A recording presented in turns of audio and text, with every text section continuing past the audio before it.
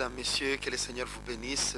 Bientôt, ce sont des fêtes, des festivités de fin d'année, notamment la fête des nativités, de la nativité, et encore la fête des Nouvel An. Et nous pensons tout petit aux enfants. Et c'est à eux que ces messages est adressé, et surtout à leurs parents. Si vous êtes parents, ne quittez pas votre écran, s'il vous plaît. Ils ont droit aux jouets. Ils ont droit aux jouets, oui, les enfants. Nous avons donc notre thème d'aujourd'hui qui dit ces choses. Alors nous disons tout simplement, nous commençons d'abord avec une lecture dans 1 Thessaloniciens chapitre 5e, le verset 16e.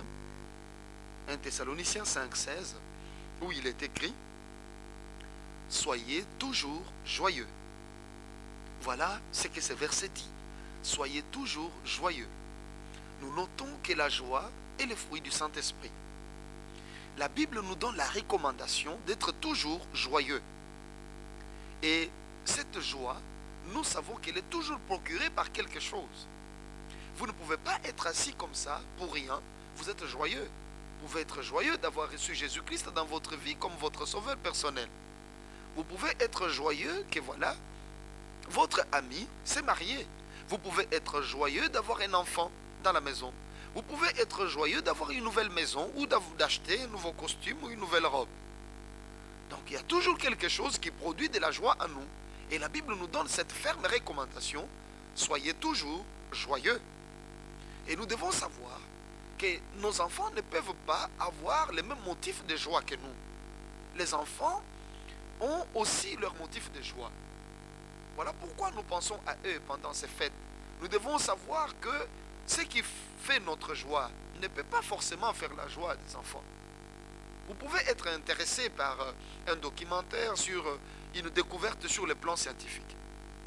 Mais qu'est-ce que cela représente pour un enfant de 2 ans, 3 ans? Votre joie, vous ne pouvez pas la partager avec votre enfant. C'est impossible. Lui, il lui faut quelque chose qui puisse lui donner la joie. Et quand nous regardons même dans les temps passés, nous pouvons vite nous rendre compte que les enfants d'une certaine époque avaient une certaine manière de jouer.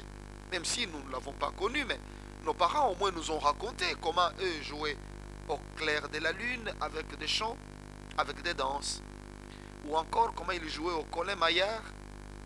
Ou encore comment ils faisaient tel ou tel autre jeu dans les quartiers. Ils couraient dans la rue. Et ce sont des jeux que nos parents faisaient ou nos ancêtres également quand ils étaient enfants. Ils avaient un système de jeu qu'ils appréciaient. Mais aujourd'hui, avec l'avènement de la télévision, nous savons que nos enfants, les enfants congolais, voient les enfants de toutes sortes à travers la télévision. Ils voient des enfants décharnés, par exemple, qui sont dans des contrées où il y a la famine. Ces enfants qui bavent après un bol de soja que leur livrent quelques agences humanitaires, par exemple. Mais ils voient également des enfants pleins de vitalité, pour qui la nourriture, l'instruction, le vêtement ne posent plus de problèmes, ce sont des droits. Et nos enfants aspirent à une enfance meilleure en voyant ces enfants-là, qui à Berlin ou à Vienne entrent dans des palais de jouets, peuvent se procurer des gadgets accompagnés de leurs parents, ils peuvent aller dans des randonnées, ils peuvent offrir même des cadeaux à leurs parents. Nos enfants voient ces choses parce que la télévision est la mondialisation par excellence. Et nous sommes là, en train de voir cet espace culturel qui est l'espace de nos enfants, et cet espace se trouve à la télévision. Les enfants sont en train de voir ces choses et ils aspirent à une enfance meilleure. Les enfants congolais savent que beaucoup de choses leur manquent. Ils n'ont pas de jouets. Du moins pour la plupart. Ils n'ont rien. Est-ce que vraiment nous pouvons toujours continuer à nous cacher derrière la pauvreté, derrière le pouvoir d'achat, pour ne pas offrir de jouets à nos enfants? Cette question est posée aux parents. Parce que toute l'année, vous avez réussi quand même à nourrir la famille. Parce que vous l'avez voulu, vous vous êtes battu pour le faire. Vous prenez parfois même de la bière. Vous en offrez même aux visiteurs. Vous avez aidé même quelqu'un à payer un moyen de transport, ou vous avez payé les Minerval, etc. Et vous avez fait d'autres dépenses qui n'étaient même pas indispensables pour la famille. Mais toute l'année, l'enfant n'a eu aucun jouet. Nous sommes à la fin de l'année. Le Seigneur veut que vous puissiez changer d'attitude.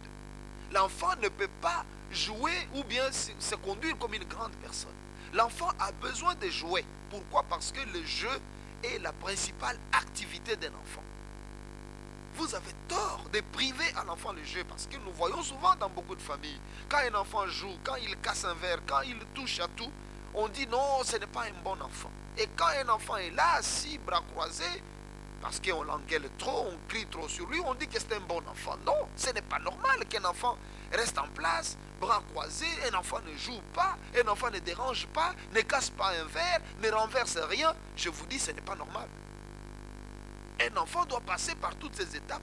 Il doit commettre les erreurs pour qu'il sache ce qui est bien et ce qui est mal. Bref, l'activité, la principale activité de l'enfant, c'est le jeu. Et il ne faut pas l'empêcher de jouer ou de crier ou de parler. Vous ne devez pas à tout moment être là pour dire aux enfants, taisez-vous. Ils ont droit, ils doivent parler pour s'épanouir. Alors aujourd'hui, le Seigneur vous exhorte de sorte que vous puissiez comprendre que quand la Bible dit soyez toujours joyeux, y compris les enfants. Et pour que les enfants soient joyeux, ils ont besoin de jouer de leur époque. Vous n'allez pas leur demander d'aller jouer au clair de la lune. Ça ne passe plus. Ça n'a rien à voir avec cette époque. Alors, les jouets, il y en a de toutes les bourses. Un ballon d'air, qui ne peut pas se procurer un ballon d'air par exemple? Il y a des tout petits jouets qui ne coûtent rien. Ce qui manque, c'est seulement la volonté. Et c'est un problème aussi de mentalité. Il faudra changer de mentalité, savoir offrir des jouets aux enfants. Ce n'est pas quelque chose de jeté. Ne dites pas que si j'achète un jouet, il va les casser 2 minutes après. Les jouets sont faits pour ça, pour être cassés. Eh bien, je dirais qu'il les casse même 1 minute après. C'est son droit également. Achetez-les, non pas pour que ces jouets restent éternellement. Il est acheté pour qu'il soit utilisé et cassé, parce que vous le donnez entre les mains, entre guillemets bien sûr, inexperte. C'est un enfant, c'est quelqu'un qui apprend. Et quand il va casser ses jouets, ça va lui faire mal. Et quand il a mal, il se dit, prochainement, je vais faire mieux pour protéger mon jouet. Et il cassera encore, il se dira prochainement, je vais faire mieux pour protéger. Et finalement, il deviendra un homme, une femme, qui saura protéger ses biens, qui saura bien les garder. Alors, arrêtez de nourrir les enfants avec de vaines promesses. Parce que beaucoup de parents ne font que promettre, je vais vous acheter un vélo, je vais vous acheter ceci. Mais ils ne font rien. Arrêtez avec ces promesses vaines. Agissez selon vos moyens, achetez quelques jouets pour ces fêtes ici, changez d'attitude. Et que toutes les années qui vont suivre, que vos enfants se rendent compte que papa, maman ont changé. Que maintenant ils pourvoient nos besoins. Donnez de la joie aux enfants. Dans Zacharie, prenons un peu Zacharie chapitre 8e, le verset 5e. La Bible dit, les rues de la ville seront remplies de jeunes garçons et de jeunes filles jouant dans les rues. Voilà comment Dieu parle du rétablissement de Jérusalem. Et parmi les signes du rétablissement, les signes de prospérité, de joie dans une ville, Dieu cite que les rues de la ville seront remplies de jeunes garçons et de jeunes filles jouant dans les rues. Zacharie 8, 5. Voilà comment Dieu dit. Donc Dieu connaît la place du jeu, l'importance du jeu. Il ne condamne pas le jeu. Mais s'il parle ainsi pour de jeunes filles et de jeunes garçons, qu'en sera-t-il pour les petits enfants dont nous sommes en train de parler aujourd'hui? Ils ont droit aux jouets. Ne leur privez pas de jouets. Dans vos dépenses, vous avez prévu d'acheter de beaux costumes, de beaux vêtements, d'acheter de la bonne nourriture ou de recevoir des amis. La place de jouets doit être clairement inscrite dans vos dépenses. Dans Proverbes chapitre 8, nous allons lire un verset assez curieux. Les 8, de 30 à 31, la Bible parle de Jésus-Christ dans cette référence. Et la Bible dit ceci. Jésus dit, j'étais à l'œuvre auprès de lui, donc de son Père, et je faisais tous les jours ses délices, jouant sans cesse en sa présence, jouant sur le globe de sa terre et trouvant mon bonheur parmi les fils de l'homme. Je ne sais pas vous dire à quel jeu s'est livré Jésus devant son Père. Je ne peux pas vous le dire, je ne le sais pas. Mais au moins la Bible nous le dit. Jésus affirme qu'il faisait les délices de son Père, qu'il jouait en sa présence constamment sur le globe de sa terre. Il le dit. Alors nous voyons que le jeu a une grande importance dans la vie de l'enfant, surtout pour nous les humains. Et nous ne devons pas priver nos enfants du jeu. Il faut que les enfants jouent. Il faut vraiment qu'ils jouent. Je vous invite donc à prendre votre décision aujourd'hui de dépenser pour les enfants, d'acheter des jouets. Oui, pour que ces jouets soient cassés. Ne trouvez pas cela comme une perte. Ça contribue beaucoup à l'épanouissement de l'enfant, à lui ouvrir l'intelligence. C'est comme ça qu'un enfant se forme. Tous ces jouets ne sont pas faits pour rien. Ça forme l'intelligence de l'enfant. Et il faut régulièrement acheter des jouets à l'enfant, bien sûr. Savoir choisir également les jouets. Le Saint-Esprit vous aidera, bien entendu. Parce que si vous achetez tout le temps des masques de monstres aux enfants, des fusils, des choses comme ça, vous formez aussi un caractère agressif à l'enfant. Bien entendu, vous pouvez toujours les acheter, mais il faudra savoir choisir des poupées, des bonnes choses qui peuvent permettre à l'enfant d'avoir un peu des jouets qui ne le forment pas trop vite à l'agressivité. Le Saint-Esprit vous aidera, vous orientera dans le choix. Mais en tout cas, que les enfants aient des jouets et qu'ils aient quand même un temps de liberté, de crier, de parler, et non d'être toujours là, condamnés à s'asseoir, à trembler constamment devant les parents qui les engueulent ou qui leur donnent des travaux domestiques. Non, ils peuvent travailler, mais il faut savoir que leur principale activité, c'est le jeu. Il n'y a pas autre chose. Et un enfant, quand il ne joue pas, il n'est pas épanoui, il est frustré. Et c'est un enfant, même quand il aura grandi, cet enfant-là ne saura pas regarder les gens dans les yeux. Il va parler toujours en détournant les regards ou en baissant les regards, parce qu'il a été tellement engueulé quand il était enfant, il a été tellement battu, tellement humilié, qu'il a peur de tout le monde. Alors, aujourd'hui, c'est un jour de grâce, un jour de fête pour les enfants. Alors, il est important que vous puissiez, vous parents, vous décider de leur offrir des jouets. Offrez-leur des jouets. C'est pour la fête, mais je voudrais que vous puissiez vous inscrire ainsi pour toute la vie. Ne changez plus ces bonnes habitudes. Nos enfants ont droit aux jouets. C'est un droit.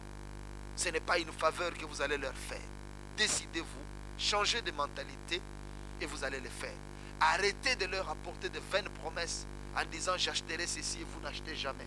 Et vous laissez ces enfants, vous les obligez seulement à travailler, vous les envoyez, c'est bien, mais il faut qu'ils jouent pour qu'ils soient épanouis.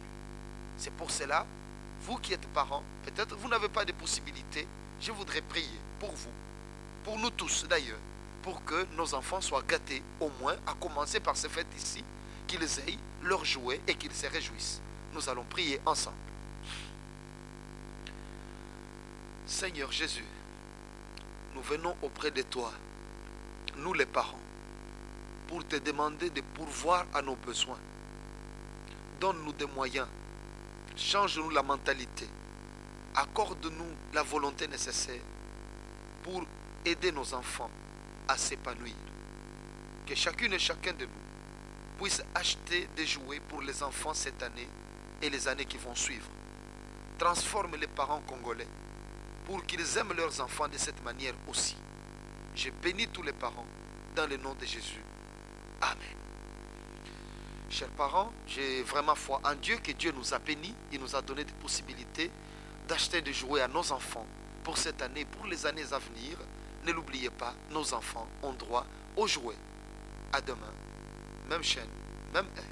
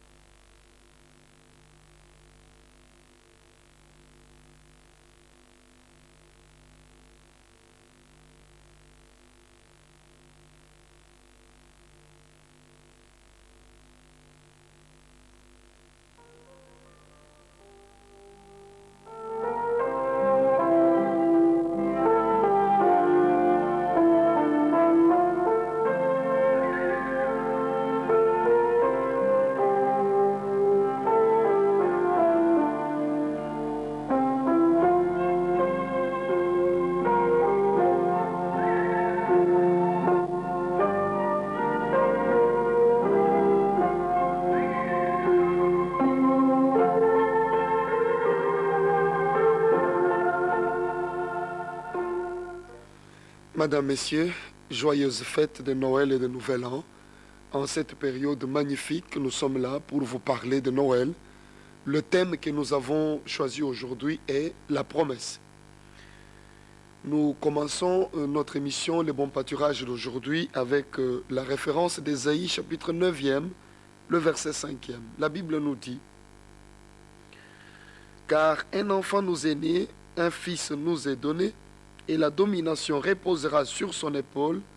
On l'appellera admirable, conseiller, Dieu puissant, Père éternel, Prince de la paix. Déjà, à travers le prophète Ésaïe, le Seigneur expliquait, annonçait déjà à son peuple la naissance du Fils, Jésus-Christ. Et cette promesse était donnée à une époque où personne ne pouvait s'attendre à ce que cela puisse se réaliser plusieurs siècles après. Dieu savait que sa parole doit être transmise au milieu du peuple. Et il devait montrer la véracité de sa parole en laissant passer beaucoup de temps, plusieurs siècles, pour montrer à l'humanité qu'il n'oublie jamais ses promesses. Quand il promet, il réalise.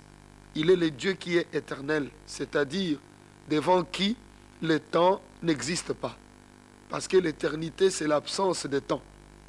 Il est le Dieu qui est situé en dehors du temps. C'est lui qui a créé le temps. Alors, il dit qu'un fils nous est né, un fils nous est donné, et la domination reposera sur son épaule. On l'appellera admirable, conseiller, Dieu puissant, Père éternel, Prince de la paix. Et cette parole de l'Écriture s'est accomplie parce que ce fils est né effectivement. Jésus-Christ est venu dans le monde né d'une femme. Et c'est la promesse des Écritures saintes qui a été accomplie. Nous trouvons encore, toujours à travers les promesses du Seigneur, dans Michée chapitre 5e, le premier verset, Dieu dit: Et toi, Bethléem, Ephrata, petite entre les milliers de Juda, de toi sortira pour moi celui qui dominera sur Israël, et dont l'origine remonte aux temps anciens, au jour de l'éternité. Nous avons à travers Michée également une parole de promesse, une parole qui annonce la venue de Jésus-Christ. Ce fils dont a parlé Ésaïe, un fils nous est né. Voilà que Michée à son tour vient pour préciser dans quelle ville cet enfant devait naître. Il nous dit que l'enfant devait naître à Bethléem. Jésus-Christ n'était pas encore né quand ces prophètes étaient en train de parler, de donner les détails sur la venue du Sauveur dans le monde. Michée parle et il précise que « Et toi, Bethléem Ephrata, petite entre les milliers de Juda, de toi sortira pour moi celui qui dominera sur Israël, et dont l'origine remonte aux temps anciens, au jour de l'éternité. » La Bible nous fait voir, à travers cette référence, que le fils promis par Ésaïe devait naître à Bethléem. La ville est précisée. Et la Bible nous fait voir que cet enfant qui devait naître ne commençait pas son existence avec sa naissance. Mais cet enfant était le Fils de Dieu, Jésus-Christ, dont l'existence, la Bible nous le dit clairement, l'origine remonte aux temps anciens, au jour de l'éternité. On ne nous dit pas qu'il commence à exister au jour de sa naissance, mais son existence, son origine remonte aux temps anciens, au jour de l'éternité. La Bible est en train de nous montrer donc le caractère éternel du Christ Jésus. Et cela apporte beaucoup d'assurance à ceux qui croient en Jésus. Parce que nous n'avons pas un Seigneur qui soit opportuniste, mais nous avons un véritable Sauveur. Celui-là dont la naissance a été annoncée plusieurs siècles avant, et chaque détail des prophéties faites à son sujet se sont accomplis avec exactitude. C'est pour montrer la véracité de sa mission. Et personne d'autre n'est jamais venu à partir des prophéties faites dans les Écritures saintes pour dire que c'est lui le Messie. Tous ceux qui sont venus pour se déclarer des Messies sont des imposteurs. Il n'y a que Jésus de Nazareth, le Fils du Dieu vivant, qui est celui auprès de qui ou en qui toutes les promesses faites dans les Écritures saintes ont été accomplies. Un fils nous est né. La Bible l'a dit. Ésaïe l'a proclamé dans Ésaïe 9,5. Ésaïe l'a proclamé que le Fils devait naître, que c'est par la naissance que le Fils de Dieu devait venir dans ce monde. Et Michée, nous l'avons vu, a précisé même la ville dans laquelle il devait naître, à Bethléem. Et cela ne pouvait pas se faire autrement. Et Jésus est effectivement né à Bethléem. Quand nous prenons Luc chapitre 2, et nous lisons du 1er verset au 7e verset, la Bible dit ceci. En ces temps-là parut un édit de César Auguste, ordonnant un recensement de toute la terre. Ce premier recensement eut lieu pendant que Quirinius était gouverneur de Syrie. Tous allaient se faire inscrire, chacun dans sa ville. Joseph aussi monta de la Galilée, de la ville de Nazareth, pour se rendre en Judée, dans la ville de David, appelée Bethléem, parce qu'il était de la maison et de la famille de David, afin de se faire inscrire avec Marie, sa fiancée, qui était enceinte. Pendant qu'ils étaient là, le temps où Marie devait accoucher arriva, et elle enfanta son fils premier-né. Elle l'emmaillota et le coucha dans une crèche, parce qu'il n'y avait pas de place pour eux dans l'hôtellerie. Nous avons à travers ces écrits de Luc une précision importante. C'est l'accomplissement même de la parole que le prophète Michée avait dite. Cette parole que nous avons lue dans Michée 5, 5e chapitre, le 1er verset, où il est écrit que c'est de Bethléem Ephrata, une petite ville d'entre les milliers de Juda, que devait sortir celui qui devait dominer sur Israël. Celui dont l'origine remonte aux temps anciens, au jour de l'éternité. La Bible nous fait voir que à l'époque où César Auguste avait ordonné un recensement sur toute la terre, l'ordre avait été donné à tous les habitants d'Israël d'aller se faire recenser. Et le recensement ne se faisait pas comme aujourd'hui au lieu de résidence, mais le recensement se faisait au lieu d'origine. Chacun devait donc retourner dans son village d'origine pour être recensé là-bas. Marie attendait déjà famille et elle était à terme. Mais comme l'ordre du roi César était sévère, elle devait donc marcher, elle avec Joseph, pour se rendre à Bethléem, car leur lieu de résidence était Nazareth, en Galilée. Ils devaient donc se rendre en Judée, à Bethléem, pour se faire recenser. Dieu a donc utilisé ces recensements-là, comme la Bible est en train de nous dire que tout pouvoir vient de Dieu, et Dieu utilise des autorités de cette manière. César avait ordonné ces recensements, mais Dieu savait que c'était le moyen par lequel Marie et Joseph seraient obligés de quitter Nazareth pour se rendre à Bethléem afin que les Écritures soient accomplies. Cela était important aux yeux de Dieu. Le prophète avait parlé de la part de l'Éternel. Alors, Marie et Joseph sont partis et sont arrivés à Bethléem. La Bible nous fait voir que le temps où Marie devait accoucher arriva. Mais comme beaucoup d'étrangers, c'est-à-dire des personnes originaires, bien sûr de Bethléem, mais qui résidaient à l'extérieur de Bethléem, étaient revenus, ces gens-là n'avaient pas de logis. Ils n'avaient pas de maison. Il fallait bien qu'ils trouvent un endroit où ils devaient être logés. L'hôtellerie était donc pleine. Il n'y avait plus de place quand Marie et Joseph sont arrivés. C'est ainsi qu'ils sont allés dans une étable. C'est là où ils ont trouvé un lieu pour se reposer. Et Marie a accouché dans ces conditions-là, pénibles, mais elle devait accoucher à Bethléem. Et cela s'est passé de la sorte. Et vous voyez que là, la parole est accomplie.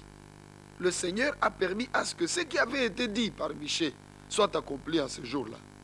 Et c'est pour nous faire voir que Jésus-Christ n'est pas un opportuniste quelconque. Jésus-Christ de Nazareth, c'est une personne qui a été envoyée par le Seigneur, une personne divine, et dont l'arrivée a été annoncée. Parce qu'un roi ne peut pas se déplacer pour aller dans un autre pays sans qu'il ne soit annoncé. On annonce toujours son arrivée par le protocole pour qu'il soit mieux accueilli. Et Jésus-Christ, avant de venir dans ce monde, sa venue avait été annoncée. Les prophètes ont parlé, nous l'avons vu. Et c'est ce qui peut ôter les doutes, pour ceux qui doutent encore. Parce qu'il y en a qui pensent que le Messie promis n'est pas encore venu.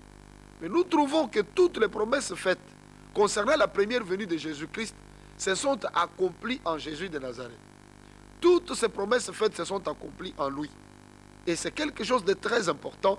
Et jusqu'aujourd'hui, personne d'autre n'a vu tous ces signes s'accomplir dans sa vie. Nous avons donc intérêt à accepter que Jésus de Nazareth, c'est bien lui, le Fils de Dieu, qui avait été promis dans l'Ancienne Alliance et qui s'est révélé au monde.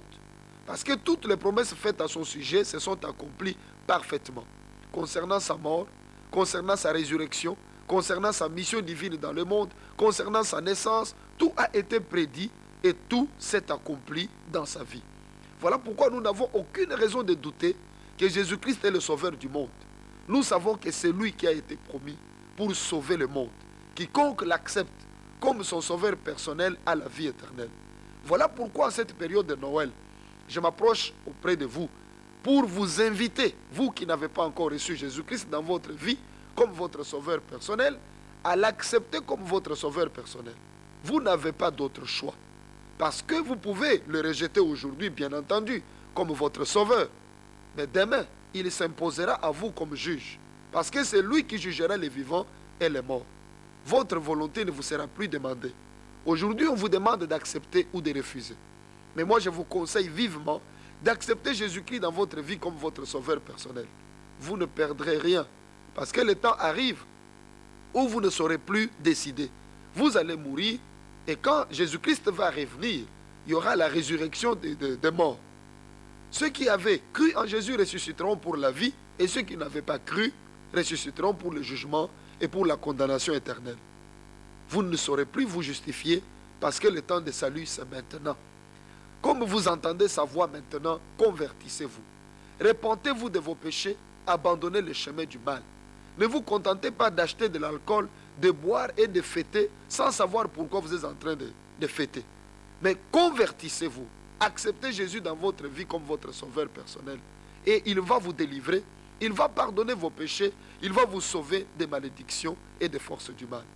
Nous aurons à exploiter davantage ces sujets parce que nous aurons un séminaire dans notre église, l'église en mission, sur l'avenue des Huileries, près du stade des Martyrs. Le séminaire commence ce dimanche 23 décembre à 9 h. Nous aurons ce séminaire qui commence le 23 décembre et qui va se terminer le matin de mardi 25 décembre. Il est important que vous participiez à ce séminaire. Je crois que Dieu vous parlera beaucoup et vous aidera à mieux saisir la parole de Dieu et à mieux comprendre les enjeux de Noël. Pour l'instant, je vous invite à accepter Jésus-Christ dans votre vie comme votre sauveur personnel en répétant cette prière après moi. Ce serait une prière courte mais efficace qui vous donnera la vie, qui transformera complètement votre vie. Priez avec moi, s'il vous plaît. Seigneur Jésus-Christ, je te remercie parce que je sais maintenant que tu es le Fils de Dieu qui a été envoyé dans le monde pour me sauver. Je confesse mes péchés. Je me reconnais pécheur. Lave-moi, Seigneur. Purifie-moi, mon Dieu. Sanctifie-moi par ton sang qui a coulé pour moi. Merci, Seigneur, de venir dans ma vie. Amen. Vous venez de recevoir Jésus-Christ dans votre vie comme votre sauveur personnel. Ne restez pas à la maison. Allez voir le pasteur de l'église la plus proche de votre lieu de résidence. Il priera pour vous, il vous baptisera et vous allez avoir aussi la vie éternelle. Si vous avez d'autres préoccupations, vous pouvez toujours prendre contact avec nous. N'oubliez pas, nous avons séminaire, c'est dimanche 23 décembre à 9 h à l'église en mission sur l'avenue des Huileries, près du stade des Martyrs. À demain, même chaîne, même heure.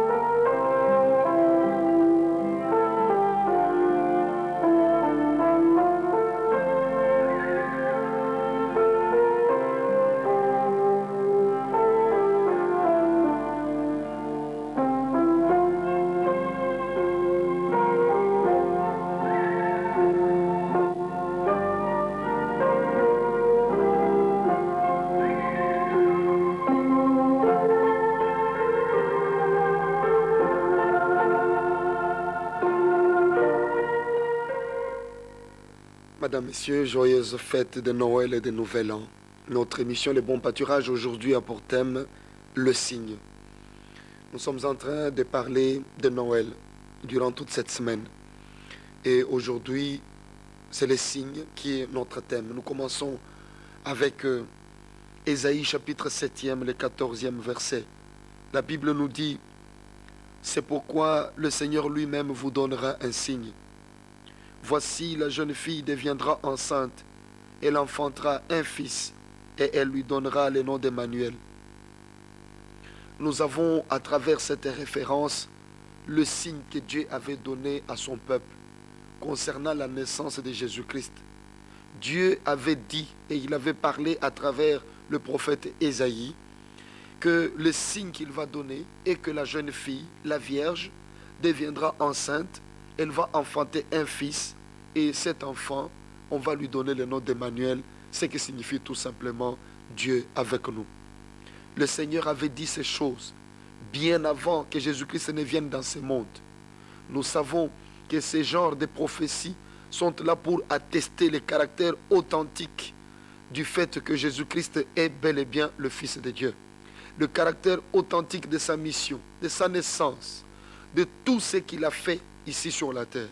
Jésus-Christ est bien celui-là dont la Bible avait parlé, dont Dieu avait parlé dans Ésaïe chapitre 7e, le verset 14e. Dieu a donné un signe. Et ce signe, il l'a donné à travers une jeune fille qui devait concevoir sans avoir connu un homme. Une jeune fille vierge qui devait accoucher de cette manière. Et c'est à travers Ésaïe 7,14 que cette prophétie avait été donnée, que ces signes avaient été donnés.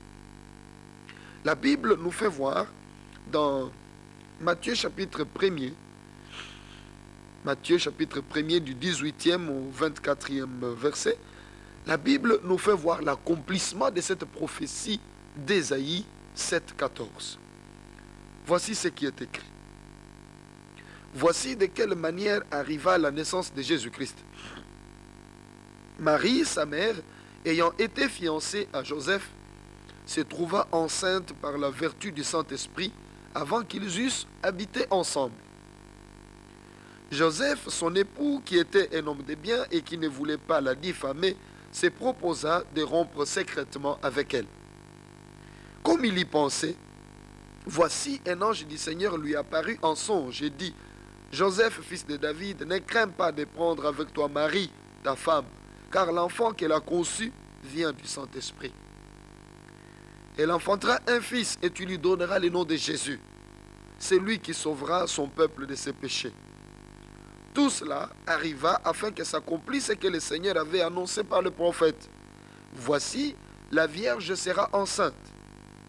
Elle enfantera un fils et on lui donnera le nom d'Emmanuel, ce qui signifie Dieu avec nous. Joseph, s'étant réveillé, fit ce que l'ange du Seigneur lui avait ordonné et il prit sa femme avec lui.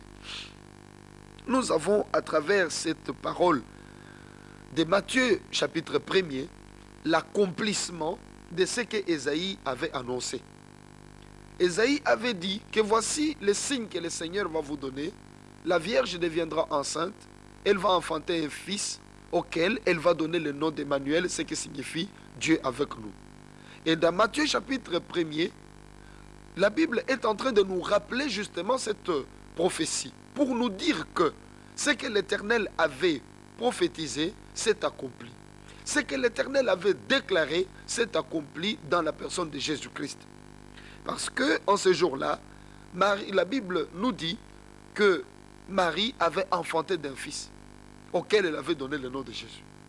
Et de quelle manière cette naissance est-elle arrivée? Marie était fiancée à Joseph. Mais ils n'étaient pas encore ensemble. Que la femme est devenue enceinte. Joseph, qui était un homme de bien, la Bible nous dit, c'était un homme de haute moralité, n'a pas voulu diffamer sa fiancée. Il s'est décidé de rompre secrètement avec Marie. Et pendant qu'il y réfléchissait, l'ange du Seigneur est venu le visiter alors qu'il dormait en songe, pour lui faire voir qu'il allait commettre une erreur et qu'il avait intérêt à prendre Marie avec lui. Marie n'était pas une prostituée, mais c'était bien une sainte femme qui, par la vertu du Saint-Esprit, avait conçu. Et elle attendait famille, elle attendait pour mettre au monde un enfant qui serait le sauveur du monde. C'est ainsi que Joseph fut convaincu et prit Marie avec lui. Il n'a plus rompu avec Marie qui était sa fiancée à cette époque. Et quand le moment est arrivé, Marie a accouché de Jésus-Christ sans avoir connu un homme. C'est ça les signes que Dieu avait donnés, les signes de la virginité. Et c'est cette virginité-là qui permet à ce que nous puissions savoir que Jésus-Christ n'est pas un homme comme vous et moi. Il est vraiment le Fils de Dieu. C'est lui qui est venu dans ce monde pour nous sauver. Il n'est pas né par le lien du mariage, mais il est venu par la grâce de Dieu, par la vertu du Saint-Esprit. C'est ce qui fait une nette différence entre lui et tous les autres hommes. On peut beau déclarer qu'il est vrai homme et vrai Dieu, mais cela ne veut rien dire. Tout ce que nous voulons vous faire comprendre est que Jésus n'était pas un homme comme vous et moi. Il était issu de Dieu. Et il était Dieu. Cela est très important. Parce que dire qu'il était homme comme vous et moi, c'est reconnaître qu'il était un homme pécheur. Alors il faut savoir faire ressortir cette différence-là. C'est très important. La Bible nous fait voir dans la première lettre de Paul aux Corinthiens, chapitre 15e, du 45e au 50e verset, ce qui suit. 1 Corinthiens 15, du 45e au 50e verset. Il est écrit: c'est pourquoi il est écrit, le premier homme, Adam, devint une âme vivante. Le dernier Adam est devenu un esprit vivifiant. Mais ce qui est spirituel n'est pas le premier, c'est ce qui est animal. Ce qui est spirituel vient ensuite. Le premier homme, tiré de la terre, est terrestre. Le second homme est du ciel. Tel est le terrestre, tels sont aussi les terrestres. Et tel est le céleste, tels sont aussi les célestes. Et de même que nous avons porté l'image du terrestre, nous porterons aussi l'image du céleste. Ce que je dis, frère, c'est que la chair et le sang ne peuvent hériter le royaume de Dieu et que la corruption n'hérite pas de l'incorruptibilité. Nous avons à travers cette référence une nette distinction entre l'homme terrestre et l'homme céleste. La Bible nous fait voir clairement qu'il y a eu un premier Adam et un dernier Adam. Le premier Adam, c'est l'homme faillible du jardin d'Éden, dont nous sommes la descendance. C'est celui-là que la Bible appelle le premier Adam. Le deuxième Adam, ou le dernier Adam plutôt, c'est Jésus-Christ lui-même. Donc il s'agit de deux lignées différentes. Jésus n'est pas le descendant d'Adam, dans le sens biologique du terme. Mais il est lui-même le dernier Adam. Donc c'est un autre Adam, un autre homme. Alors nous trouvons à travers cette référence, cette précision-là. On nous dit tel est le terrestre, tels sont aussi les terrestres. Donc nous ressemblons à l'Adam terrestre, celui-là qui était dans le jardin d'Éden. Mais Jésus-Christ est l'Adam céleste. Et quand nous croyons en Jésus, nous ressemblons maintenant à l'Adam céleste. Il faut donc faire la différence. Jésus n'est pas un homme comme vous et moi. Il est vraiment Dieu. Il est venu dans ce monde envoyé pour nous sauver. C'est pour cela que nous devons croire en lui en tant que sauveur. Parce que s'il est comme vous et moi, alors il ne peut pas nous sauver. La Bible nous a fait voir ces choses. Et nous comprenons qu'un tel homme ne pouvait que naître d'une manière différente de nous. Parce que s'il était né par les liens du mariage, il descendrait d'Adam, de l'Éden, comme vous et moi. Voilà pourquoi Dieu a voulu donner les signes de la virginité. Il devait naître d'une femme sans les liens du mariage, sans passer par un homme et une femme. Il est sorti de cette manière et il est venu pour nous sauver. C'est par la vertu du Saint-Esprit, car Marie elle-même avait posé la question à l'ange qui était venu lui annoncer la bonne nouvelle. Il lui a dit, mais comment cela se ferait-il puisque je ne connais point d'homme? Comment vais-je devenir enceinte?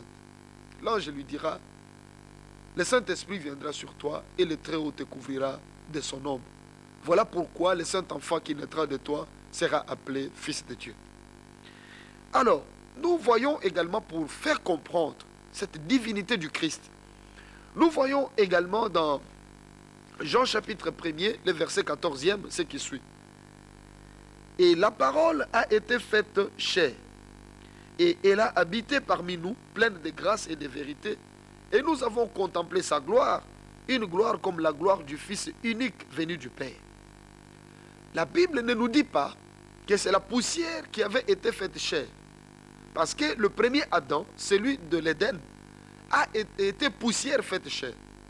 Mais quand Jésus arrive, il y a la nette différence qui est faite. La Bible nous dit que c'est la parole qui a été faite chair. Jésus-Christ est la parole faite chair.